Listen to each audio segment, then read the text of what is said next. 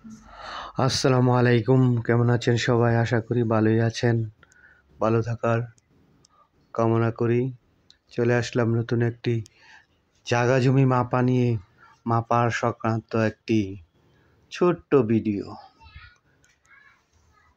জায়গা জমি মাপজোপ করা এটা একটা হয়রানি, এটা একটা ঝামেলা। যার জায়গা নেই তার কোনো ঝামেলা নেই, যার একটু জায়গা আছে এই জায়গা নিয়ে অনেক ঝামেলা। জায়গা কেউ বেশি খায়, কেউ কম খায়, এটা নিয়ে ঝগড়াঝগড়ি, বাইয়ে ঝগড়াঝগড়ি,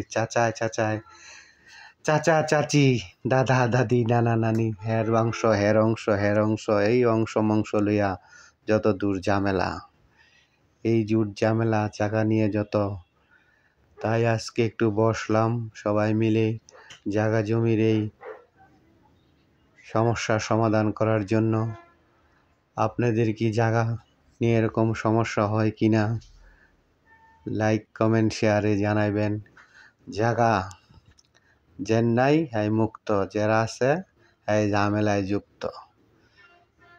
বিভিন্ন রকমের ওয়ারিশ, বিভিন্ন রকমের পাওনা, শতাংশ, কাডা, গুন্ডা, কত রকমের কত কিছু, এই হিসাব হিস্সা,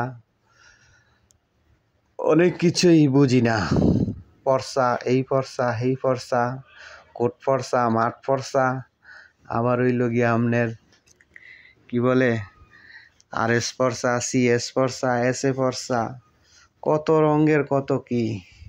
এগুলা যারা বোঝে তো বোঝে, যারা বুঝে না তো হের জায়গা আরেকজনে লয়ে যায়, আরেকজনের জায়গা আরেকজনে জোরে বেচ চালায়।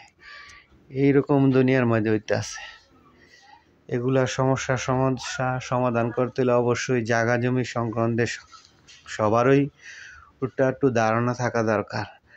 নইলে নিজের জায়গা আরেকজনে লইয়া জায়গা, আরেকজনে নিয়ে জায়গা জমি সংক্রান্ত ব্যাপারটা খুবই কঠিন। সবারই এগুলা নিয়ে জানা দরকার। না জানলে অনেক সময় অনেক সমস্যা পোহাতে হয়। জায়গার বিষয়টি সবারই সাধারণ একটা জ্ঞান থাকা দরকার। না থাকলে এর সমস্যা সমাধান করা খুব কঠিন। দেখা গেছে বাইরা চাচারা অনেক রকমের ভাগাভাগি পরায়াস, বিভিন্ন রকমের সমস্যা লেগেই আছে। এই সমস্যার সমাধান করা খুবই কঠিন।